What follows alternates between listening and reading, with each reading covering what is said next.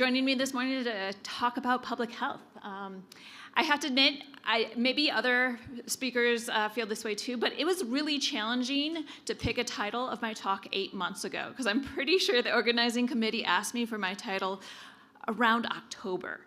And I was like, what is going to be happening by the time it's May that I should really be talking to this group? So I decided to give myself a challenge and put a title that is Public Health Beyond Outbreaks. And the reason I wanted to talk about this is I think everybody recognizes public health in things like COVID, or like a meningitis outbreak, or a foodborne outbreak. But it turns out we do a lot more than outbreaks. And so I thought I'd do a challenging talk for myself and talk about public health beyond those dramatic, exciting things that everybody makes the news and everybody knows about what we do in public health that's not an outbreak. So today I'm going to talk in two sort of sections. First is going to be a thought process and sort of like getting some ideas in your heads and hopefully getting you to give me ideas back about how we should partner more between public health and healthcare. And then I'll get to a little bit more data part of the talk. Since this was about patient safety, I tried to pick some topics that were related to patient safety. And so we're talking about falls, which might seem really random right now, but maybe after I give you some information, you'll understand why I picked that one. And then surgical site infections in honor of the Surgical Society. But first, partnering between public health and healthcare. So I've given a talk to a lot of people, and I realize, well, even just going to parties, I realize how few people know what the heck public health or epidemiology is. I find so often people, after I tell them I'm an epidemiologist, they say, so you do skin infections. And so I've tried to get like a standard way to talk about what I do. I thought a picture was kind of nice. So if you imagine our health network being a tree, we have all sorts of data coming in about the health of our people, about the needs of our people, about all the different areas. And so we can think of all these different sources giving us data. And it might be data in terms of diagnosis. It might be data in terms of stories of what's happened to them that have led to those diagnoses. And it might be data that's about needs of population. So what public health does is we take that data and we essentially process it, and then we try to put it back out to all the organizations. So as a clinician in here, you are one of those roots, and you are also a branch. We're trying to get you back data, and we're also trying to get you back resources so you can treat your population well.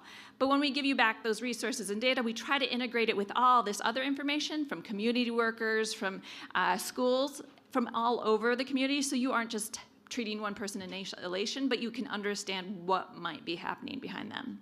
And of course, we could draw this tree very differently. I'm biased. I put public health as the trunk, but there's all different ways you could draw this. But from my perspective, that's what I feel like I am meant to do. So I have had for a long time this idea of like, okay, how do we get more engaged between public health and healthcare? And conveniently, just a month ago, an article came out in New England Journal of Medicine where some very prominent people wrote up an article specifically about this, how to integrate public health and healthcare, protecting health is a team sport. And they actually outlined 4 different ways they thought that it was really important for public health and healthcare to work together to really do the best we can. So I thought it would be nice to structure this part of the talk about thinking through what they propose we should be doing and what are we actually doing in Utah? So I'm going to go through these, and I think some of them, I can tell you a lot of what we're doing. Some of them, I don't know, and it would be great to get back from you afterwards about what we are doing and what we should do. So first, they said we should define what we're supposed to do. So we should really make sure we all know what is your responsibility, what is our responsibility. So public health, they very well outlined that we are meant to monitor and report on data on trends. We're supposed to transmit information to the public, and we're supposed to provide guidance on changing situations. Whereas on healthcare, you all as healthcare providers are supposed to provide care to the individual. I think that's what most people recognize as their primary job. But you are also supposed to report data and unusual events. You're supposed to counsel individuals. You need to stay up to date on changing guidance, and you need to work on best practices. So I thought this was sort of a good idea of where to lay things out. The one I thought was interesting that they missed is I think one big role of public health is getting information on people who don't come to healthcare, right? There's a large part of our population who either don't come to healthcare very often or really don't ever come because of a lack of resource, because of lack of interest, because of resistance. So really, as public health, we're trying to get information on everyone, not just those who come into healthcare. So I think from the public health perspective, I think we kind of know these are roles here in Utah, and I think we are trying very well to do our part. And I think important for us is to remember what the roles of healthcare is, so that when we put out messaging, we can give it to you in a way that you can take it and use it directly in your practices, so it's very applicable to you. So I think Utah, we're doing decently. We could certainly improve, but we understand this. The next thing the article went through is the bidirectional information exchange. And so there's first data coming into public health. So that's the data where you see patients and you get information about them, and it needs to come to us. So maybe it's a meningitis infection, maybe it's hypertension, maybe it's an overdose. We need information about that to know what's happening. Turns out in the United States, only 33% of healthcare facilities automatically send data into their public health system. So pretty abysmal across the United States. Happily, in Utah, we are well ahead of that. So we have 80 reportable infectious conditions that are required to be reported to us. And we actually have it set up so that these are automatically reported to us whenever a laboratory tests positive for this. That means we get automatic reporting for all 80 conditions from 98% of our laboratories in the state. So that's amazing. And in addition to that, we actually get 90% of the clinical testing. So if you're doing clinical testing that doesn't go to a big lab, about 90% of our facilities, or 90% of our facilities in this state will send us the data. So we're doing actually quite well being able to get this data in terms of infectious disease. We actually also have another way to get data automatically in Utah. It's called electronic case reporting. It's essentially taking data from electronic medical records and pulling them into our data system automatically. This is occurring for about 80% of our population. In Utah, we actually are really spoiled because we have two massive healthcare systems that if we just get those two enrolled, we automatically get about 75% of our population. So as soon as we get those two big healthcare systems enrolled, we have this happening. So we're spoiled. But we are able to get data about not just infectious diseases, but a few other chronic diseases and environmental conditions in through this. So Utah is doing really good about getting data in. Certainly we want to get better, but we're ahead of the curve in terms of the country. But what about data out, right? We're not just supposed to, it's bidirectional is the title, right? So we're not just supposed to take data from you, we're supposed to give you back data.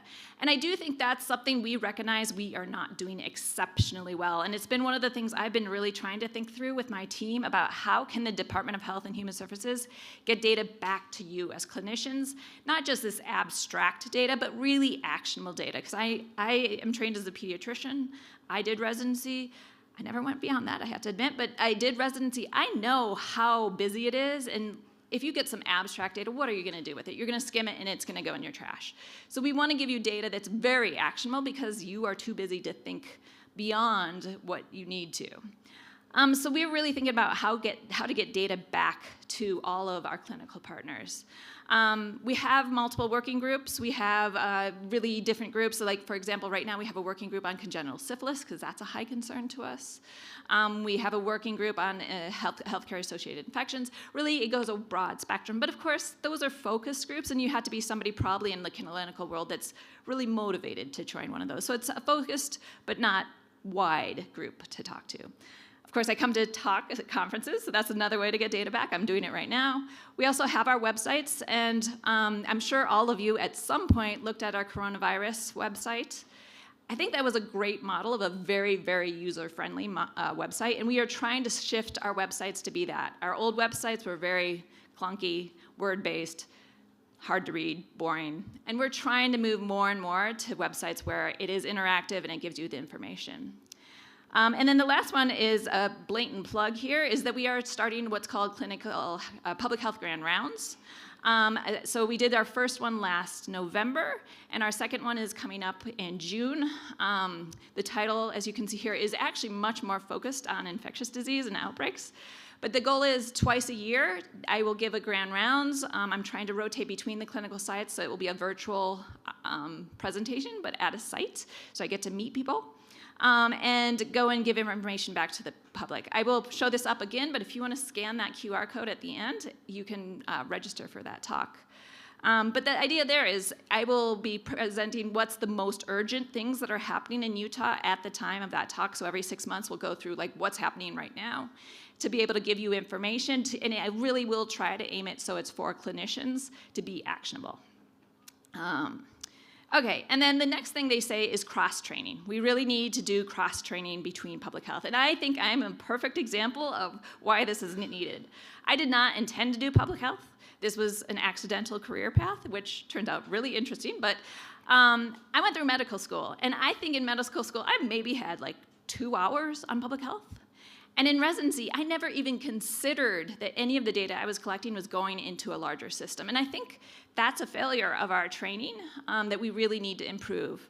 And then also from the public health side, talking to my colleagues who went through the whole public health training, they don't understand the reality of what clinicians are collecting, what ICD codes mean. I mean, most of our data is based on ICD codes, but that's not what they're made for. And so there's this disconnect about what these different schools are teaching and how they should interact. So I think we have a lot of areas to grow on this in Utah. I can say we are trying very actively to pull in medical students to do rotations with us, and actually also residents, to get them to understand like even just a 2-month, 3-month rotation with us to see like what does public health do? What is happening that they don't even realize is there? And so trying to get that training in place. But we are interested in additional training opportunities, and that's something I just want to plant in all your brains, that if there is a point where we think we can get better trained and make sure people coming up into these fields have a more holistic approach, we'd definitely be interested. And then the last one they put out is that we need to make sure we align priorities. They put forward some very high-level prevention measures that align these priorities. So example, the prevention-oriented quality metrics based on the very well-knowns of like cancer screening. We know that. That's a very clear interaction where we're trying to get public health and individual health to work together, and it works pretty well. They also put forward in this article rewarding improvements at the population outcomes. So they have a specific example from Medicaid of the shared savings program where health systems agree to work together to cover an entire population and get rewarded from that for Medicaid for doing that approach. And then also another program, Advanced Research Projects Agency for Health. So those were very big projects, but I tried to pull it back to what we're doing in Utah to align our priorities. And this is where I actually think I would love to get some of you engaged. So if you think about the broad buckets of what involves health, we in public health tend to dump it into 3 categories. We tend to say there's infectious disease, there's injuries, and there's chronic disease, which of course they all blend into each other, they all affect each other, but as acute events, as unique events, we sort of clump them into those groups. And if we were to make a podium and say in public health in Utah, and actually this is true through the whole country, if we were to make a podium and put these diseases, these buckets onto the podium, there is no question that infectious disease is first place. We get really good data on infectious disease, and that's mostly because it's laboratory-based, right? We can say, oh, that person tested positive for meningitis. Pretty easy to do. So infectious disease, we get exceptionally good data. Second place would be injuries. Little less quality. There's not as clear a cut, like you don't have a laboratory-based test for a broken arm. But it's still, we actually do get pretty good data. We get data from our EMS partners. We get data from the emergency rooms. We use ICD codes. Actually, ICD codes for an injury are actually fairly easy to identify. So injury data, reasonable. Chronic disease data are definitely at third place. And this is really limited data. And so I'm going to go through a little bit about how we get chronic disease data because I think it's useful for you to know. So we have 3 sources, syndromic surveillance, electronic case reporting, and BRFSS. And I'll go through each of these. So syndromic surveillance is essentially a system to look for a disease based on a syndrome instead of a specific diagnosis. So the really easy one to describe is instead of looking for flu, we look for people with cough and fever. And so this is a really nice way to look for something that we don't know exactly what we're looking for. This is our way to detect the next COVID. It's looking through discharge diagnoses and saying, okay, there's a lot of people coming in right now with cough and fever. Like, is something going on? or there's a lot of GI illness. What happened? And we don't have to know exactly what GI illness is. We'll delve that later, but just getting that warning, like something weird is happening. So we do this, and it allows us to detect things really rapidly and really non-specifically, but be able to detect things that might be new or unusual. And we nicely get data on this from sites across the state. In Utah, we get data from all of our emergency rooms. We get about 40% of our urgent care sites, and then we have some primary care sites on board, and we hope to expand that. So we get this really good idea of what's people going to the emergency room and urgent care. And the other nice thing about this data is it's exceptionally rapid. So we get the data. You can see the green there is that we get it within 24 hours. So you can see the vast majority of the data on this gets to us within 24 hours. So it's interesting when you actually go into the background what this is. Like to me, I'm the doctor. I get to say, I want to see this. And then my people who actually know technical things get to go do it. This is the example of what they had to search for when they're looking for something that is influenza-like illness. And you can see there's a lot of ands, ors, nots. There's not, you can't have the word stomach in it, and you can't have vaccine in it, and all these things. So it's a way that they code to be able to pull out from electronic medical records to see, like, okay, this looks like somebody who has this generic syndrome that looks like flu. So it's actually a really good system. It's complex, but it's a really good system. So we have syndromic surveillance for chronic disease. We can do this with something like heart disease or high blood pressure, but it's not perfect. The next thing we have is electronic case reporting. So this is where we are able to pull in data from the medical records at many healthcare systems, and you can imagine there's tons of data that comes in. We essentially put in a filter, and we pull out the specific data we're interested in. And through that, we can get very specific information. This seems like a good way to get information about chronic disease, because unlike syndromic surveillance, where it's emergency rooms, and we'd have to wait for somebody to have a heart attack to understand they have hypertension, this we should be able to look at is, does somebody have hypertension? Unfortunately, it's not quite there yet. CDC is the group that sets the conditions that can be pulled, and right now the only chronic conditions they allow us to pull is lead poisoning and long COVID. But in the future, we think this probably is where we want to go.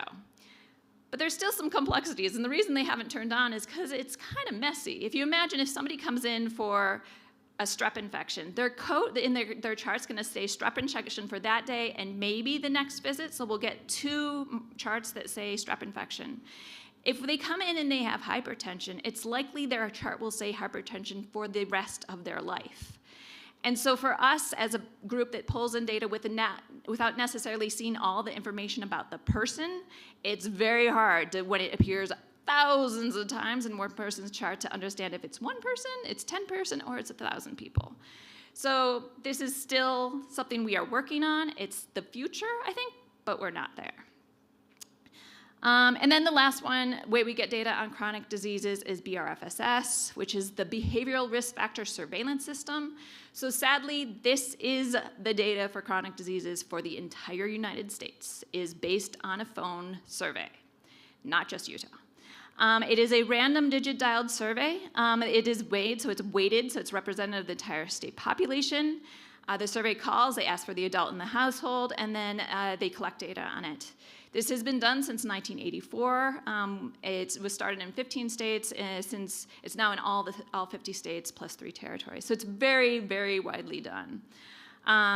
So you can get data from this that's really useful. So here I just put up the example of asthma prevalence in adults greater than 18 years of age. And so because it's national, it's done in exactly the same way in every state. We can compare state to state. But this is just people telling us they have asthma.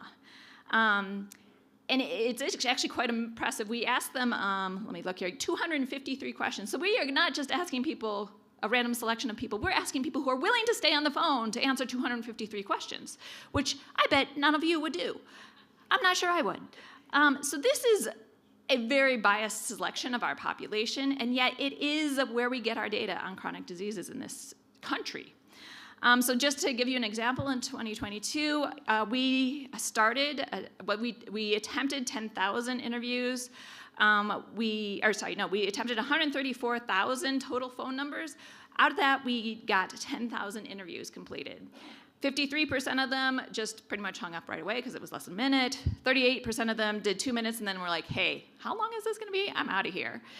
And then 8.3% of them actually got to the point where we started asking them about their health. So you can see we start with a huge number and we get down to 10,000. And 10,000 was our goal, but it still just shows you how limited is what we can actually say about this. So yeah, the limits of BRFSS is the data is based on patient report. I think all clinicians in the room can say how good patients are at telling you what exactly they have. We know they're not great. So we are asking them, do they have hypertension? Do they have diabetes? Do they have any chronic health conditions? And we're asking them, and they have to tell us. So we know that it's not highly accurate. And it is only representative of a small population. But yet, this is our predominant source of data in our states. So what I would love to propose is that we, the Department of Health has been for a number of years trying to work to find a few cases where we think it's really, really valuable to us and to clinicians to get better data. So the ones that we think are high on our list are diabetes and hypertension, just understanding what those trends are in our state, who's being most affected, also who's being treated and who's not being treated. So we are working to create sort of a working group where we bring together clinicians, we bring together leaders in the clinical healthcare system and our own leaders to really move this forward. So if anybody is passionate about getting better data on chronic disease, we'd love to hear from you. Because really, if we take this podium and we were to make it more accurate, it would look more like that. Chronic disease data is well behind the other two, and we really want to prove that. And part of the reason we want to prove that is if you look at the top causes of death in Utah. So this is the top causes of death that are sort of averaged over time. They stay pretty stable.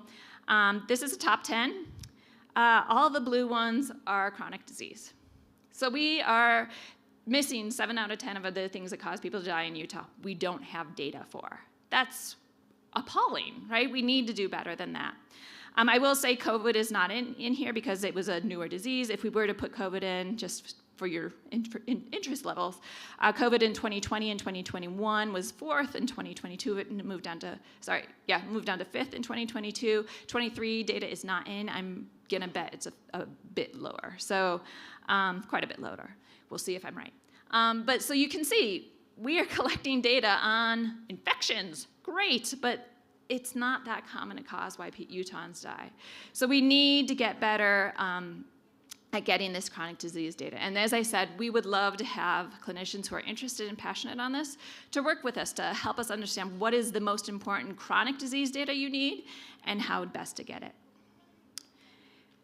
So with that, that is the summary of what I took away from this article that I thought was really interesting to think about. What are we doing in Utah to do a really good partnership between public health and our healthcare partners and how we can improve? And I would love to hear later about ways we can improve. So onto the data part. I feel like as an epidemiologist, I cannot do a talk without some data. So had to move on to something that showed some data. So falls. And you may ask me, why the heck am I showing something about falls? And it's not just because I'm from the generation where this was very popular. I've fallen and I can't get up. I mean, I don't know about all of you, but that definitely still is like a childhood, like strong, like that was so famous. This ad for a rescue button for people who have fallen. So I'm not doing this talk because of that, but in fact, I'm doing this talk because it is surprisingly significant cause of morbidity and mortality in our country.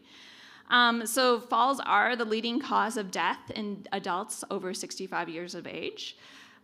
Injury, sorry, did I say that wrong? Leading cause of injury in adults over 65 years of age. 1 in 4 adults over 65 will report falling each year, and 1 in 5 of those falls will lead into something significant enough that it causes them to come into the hospital with a traumatic injury. So these are not minor. In 2018, this is the most recent data from the CDC. We had 3 million emergency room visits from falls, 950,000 hospitalizations, and 32,000 deaths. So this is not minor. And interestingly, if we look at deaths from falls, it's actually an increasing trend. So this is a graph of people who've fallen from deaths, or died from falling, who are over 85 years of age. You can see there's, what I thought interesting when I saw this at first is there's definitely a seasonality, right? There's, each of those lines is wintertime, the split between the years. And you can see there's a peak right after that wintertime. So it's not surprising. People fall when it's winter. It's probably icy. But you can also see there's a gentle upwards curve. So there's this overall nationwide trend that's quite concerning. In addition, there's the cost of falls. So falls, we know that there's about $50 billion spent on medical costs related to older adult falls each year. If you look at the map, Utah is in that lighter pink color, which means we're in the low middle. We don't have tons of fall costs, but we have a reasonable amount of cost due to falls in our state. Not surprising, considering we have a younger population, that we aren't on the high end there. But if we look at where these fall costs come out, it turns out the vast minority, so only 1.5% of the fatal falls are costly, which makes sense. If somebody dies, it's actually a cheap option.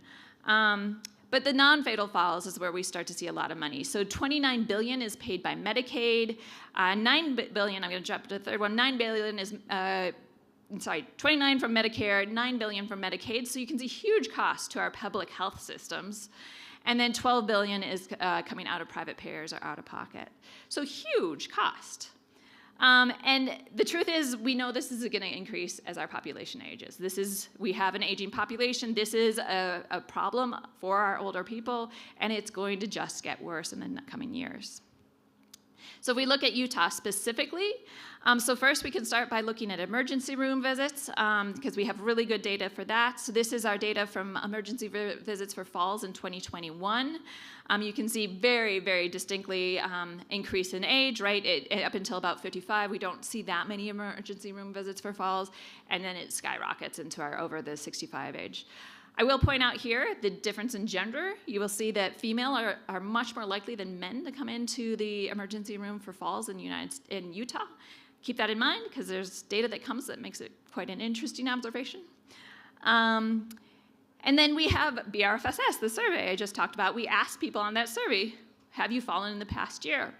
And so you can see this is our data from 2012 to 2020. This question's actually only asked every other year, so we only have data for every other year. And in Utah, the percent of people reporting it is quite stable. So we're just under 30% over all these years. If we do it by gender or sex, men are less likely to report. They're in the purplish line. And women are more likely to report in the yellow line, which sort of aligns with the emergency room visits, right? Women say they fall more. They go into the emergency room for falls more. That makes sense. So next. This is just comparing us to the rest of the country. You can see the number of people who are reporting falls through this survey.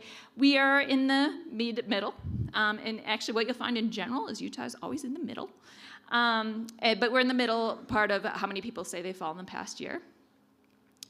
And then if we look at deaths in Utah due to falls, so this is data from 2003 to 2022, and unfortunately that trend I pointed out in the national data is definitely here. We see more than a 3 times increase rate, this is corrected for population, so rate of deaths from the early 2000s to 2022. So we definitely have an increased rate of falling. And this is deaths due to falling. At first you might say, well, we have also an aging population, so maybe we should correct for that. So I actually pulled graphs where we're looking at people younger than 75 on the top and people older, or 75 and older on the bottom. And you can see there is a teeny bit of an increase in the younger population, but in the people older than 75, we definitely have an increase. So it's not just people are getting older, it is people who are older are falling more and dying because of these injuries in the past decades.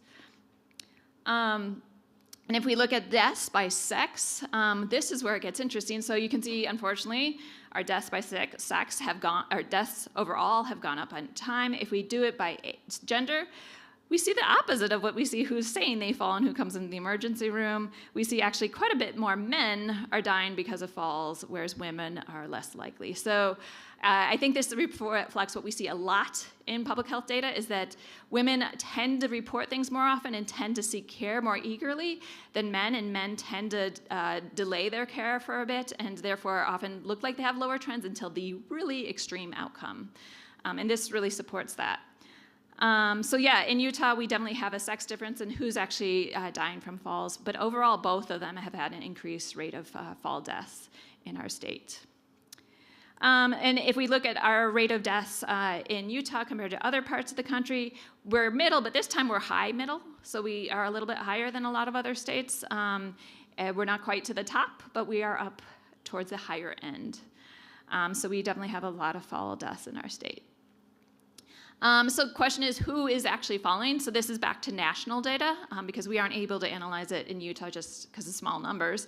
But if you look at the national data for who's falling, we do find out that, 27% of older adults report falling in the most recent year of data. That ends up being 14 million people. And it does fit with what we see before. When they ask younger people, it's down to 26%, but when they ask older people, it's a third of them. So we do have an age disparity, even reporting falls. And like our data, we see that women are a little bit more likely to report falls than men. And they did find in this survey that rural counties were the highest to have falls, whereas large urban metro areas had the lowest rates of reported falls. If we go and look at deaths, the data from the national data was that there was over 38,000 deaths in older adults from falls in 2021. Again, the difference based on age, we have 19 per 100,000 in the 65 to 75 versus 338, so quite a big jump, and the people older than 85. And like what we saw in Utah, the men are more likely to die for falls than women. 91 per 100,000 men die of a fall versus 68 per 100,000 women. And the falls they found were, deaths from falls were highest in medium metro areas versus lowest in large central. So large central seems to be, both of those are low for reported falls and deaths from falls.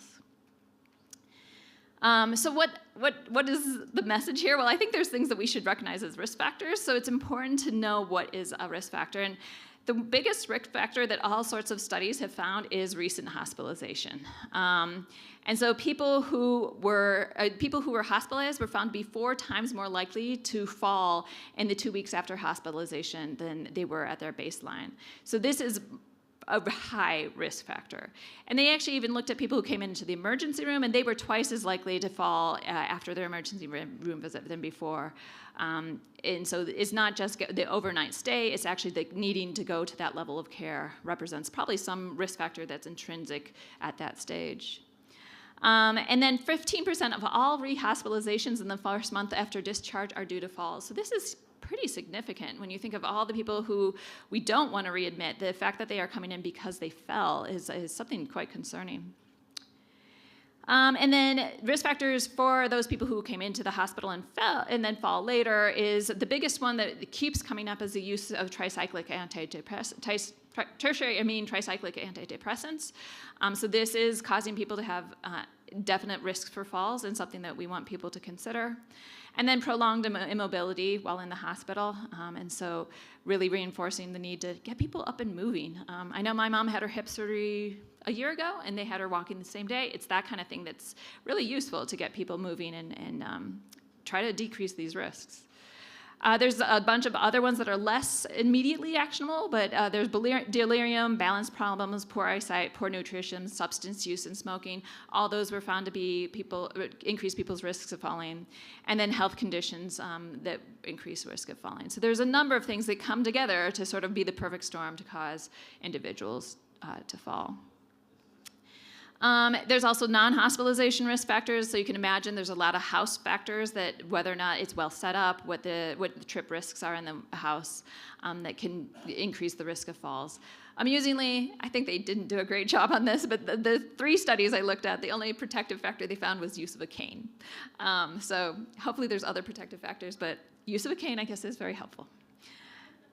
So what can we do? What can all of us do, clinicians as public health? What are the options? So one of the things that was found to be the most impactful on decreasing risks of falls in patients is doing a screening, and actually doing that screening via an EMR, because I think we all know we all have so many screenings we're supposed to do. You never remember to do them all. So putting it in as a standard screening questionnaire in the EMR that people get asked as they come in is really useful. It can be as simple as what they've actually shown, that 3 questions there were really useful to actually identify those people at risk, to be able to get them in to get resources and approaches to prevent it. So really quick 3 questions, or a more thorough one, which you can have the patient fill out as they're waiting for being seen, that will help prevent that. Other areas is really to promote mobilization during the hospitalization. This can be through PT, or it can be through different actions in the hospitalization.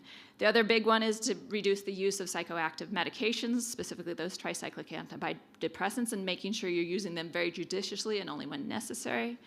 And then, like, something pretty simple that I think seems silly to say, but screening for vision imbalance, and it's probably very hard to fit into a busy clinical schedule, but can have an impact.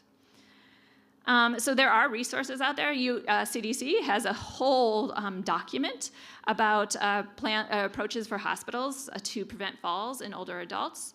You can see they have specific steps laid out. I started looking through it. It's actually really nicely written, so it is very actionable, that you can go and look at where you are and what might be the most actionable thing for you to do. So they have a really good resource. And then in addition, we actually have a resource. So I didn't know about this. I asked my team if we have any resources. They're like, of course we do. We have a webpage that's called Living Well, specifically for our older population. And within that, there are no-cost programs that encourage fall prevention. And these are the 3 that were up and available right when I looked at it. So can go do Tai Chi or step on, and these are offered in a number of places across the state. So it is a resource that you could go look at and see where your patient is, or refer your patient to look at it, so that they can see what options there are out there to keep them, have healthy exercise, to keep them moving, try to strengthen them to prevent falls. So there are these kind of resources out there you can use. And then the last point that I thought was interesting, of another motivation. I think we all are motivated to keep our patients safe, to improve health outcomes. But there's additional reason to do something. It turns out CMS actually has I suspect many of you know, have a hospital readmission reduction program, where they reduce payment to hospitals that have excess readmissions within 30 days of discharge. And as I said in the beginning, falls were 15% of readmissions. And so falls would count against hospital systems if they have excess falls that they could no longer qualify and get a reduction in payments because of those readmissions. So it's not just patient care, not patient health. It is also a financial system issue that we need to make sure we address. Okay, with that, I'll go on to the 3rd topic, which is surgical site infections. This is an area that, again, I think as an epidemiologist, Department of Health, I had to talk about something infectious. So surgical site infections are just part of what's called a healthcare-associated infection. And it's really, when I pulled these numbers, I was kind of appalled that every day 1 in 31 US patients and 1 in 43 nursing home residents contract at least 1 infection associated with their health care. And this is not a good statistic. We know the more infections people get, the more likely we're going to have to use antibiotics, which then leads to antibiotic resistance, which then leads to more really poor health outcomes. So how do we look at hospital-acquired infections? There is a national system called the National Health Safety Network that tracks a number of different metrics on healthcare safety. So they look at healthcare-associated infections, which I'm specifically focusing on today, but they also look at data on blood safety errors. So was there transfusion errors? Were there any errors in storage or handling? And then they also look at healthcare provider vaccine rates to really understand how many people in different health systems are getting vaccinated so that their patients are then protected secondarily. This data set covers about 37,000 medical facilities. It goes from really the gamut of all type of medical facility, from acute care hospitals to nursing homes to rehab centers. And the nice thing about this is the data is actually given back to the facilities in real time. So if your facility puts in data, they get back a report that they can compare themselves to the rest of the country, look at their own trends, and see if there's areas that they're concerned about. So in Utah, we have a number of facilities reporting. We have 40 acute care hospitals reporting, 2 long-term care hospitals, 11 rehab facilities, and 9 critical access hospitals reporting. So we have reasonably good representation in this national network of our state. So this network created goals to decrease healthcare-associated infections. And they created these goals in 2016, and they decided 2015 would be their baseline, and they would try to aim to get these reductions in by 2020. And they chose these 7 different metrics to look at to see whether or not we could decrease all these different metrics and improve the safety for our population. I'm specifically focusing on the last one, reduce surgical site infections. And the 2 surgical site infections they focus on, that they track, are colon surgeries and abdominal hysterectomies. But you can see they track all different areas, and they had metrics for central line infections, catheter infections, MRSA. There's many different things they track that you could look at online. So first, if we look at colon surgical site infections, the data, most recent data was from 2022. They had 3,000 acute care hospitals reporting on this, and 7,000 colon surgical site infections were reported, which at first I'm like, well, that's just over 2 per facility. But I think it also does reflect there's some places that have none of these occurring, so it's probably well skewed. Like all other graphs, if you look at Utah, we are in the middle. We have a reasonable number of these surgical site infections. We aren't high and we are not low. If they compare it, when they look at the national data and compare it to the goal of 2015, or the baseline of 2015, in 2022, there was a 14% decrease from the 2015 level. So there has been a decrease from that baseline. Unfortunately, when they looked 21 to 22, there was no change. And this is the data specifically for Utah. So the yellow line is the number of estimated surgical site infections we would have in this state if we were the national average. And they correct that for which one is this, the colon, how many colon surgeries occur in Utah. They correct it for that. But then they also correct it for a number of comorbidities, so that a person who's a very healthy person having a colon surgery is weighted different than somebody who has a lot of comorbidities. So the yellow line's how many they think we would have if we were like the rest of the country. And the purple bars is where we actually are. So you can see for the last 3 years, we've done well. We're lower than the yellow line. That's great. If we go to hysterectomies, similar pattern. You can see in the map we're low, medium.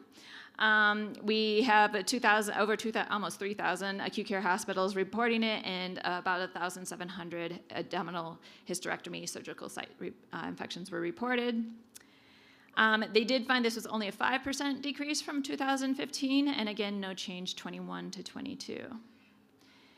And again, here, if we look at our yellow line of what we would be expected in Utah, if we were just like the rest of the country, we are a little lower than it for the last 2 years, but I would like to see us lower. So we are doing well as a state on preventing these infections, but of course we don't want any. So if we look at all 7 of the metrics they put forward in 2016 to try to decrease, they put baseline targets for 2020 compared to 2015 of a percent reduction. So you can see, for example, central line infections, they wanted to see a 50% reduction. And I will say right now that they haven't updated this from 2020 goals. I think the pandemic made them just halt in their tracks and not try to do it, because I think their goal initially was they were going to do 2015 to 2020, and then they were going to do 2020 to 2025, but everything got derailed. So we're still currently using the 2020 goals. So where is the U.S. In progress? And the most recent one they had was from 2019. And you can see where we actually are in terms of relative to the 2015 baseline. The one that's most concerning is invasive MRSA, was actually up 5%. However, and in a positive note, we do have 3 that we are either surpassed or very close to the goal of reduction. It was urinary infections-related catheters, hospital-related C. diff infections, and C. diff hospitalizations, or C. diff-related hospitalizations. One's you get it while you're in the hospital, the others you get it before you're in the hospital. So we're doing well on 3 of them. Certainly we have areas to improve for the other 3. So the last thing I want to highlight is the CMS Compare website. This is a nice website because it allows you to compare different facilities to see how your facility is doing against the national average. And they look at it in terms of above 0, which is more than what the national average, or below 0, which is less than the national average. And I just pulled out our 3 hospitals that were around this conference site. So I pulled out Ogden Regional, McKay-D, and Holy Cross. And I pulled out central line infections, urinary tract infections with catheters, and then the 2 surgical site infections. It turns out that we are generally very close to the average in the state. You can see some of them, I don't think I highlighted it, nope. Some of them are a little bit above 0, which we prefer not to have. For example, Ogden has a surgical site infection for colon that's 1, which is higher than 0. But the statistics of it ends up being non-significant. So none of our sites actually show a significant difference than the national average. So with that, I will finish up. The timer says I've only talked for 2 minutes and 13 seconds, so I think we have a lot of time for questions. Happy to take questions, and I will just put this back up in case you want to scan it for being able to join the next talk. So happy to take questions.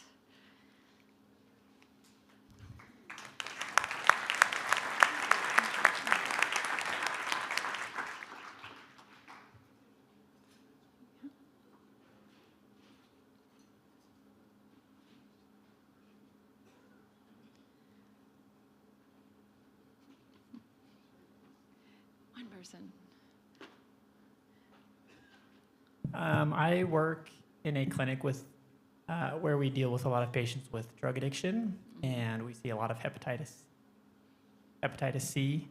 And I am just curious if there is any move to get that treated by primary care physicians.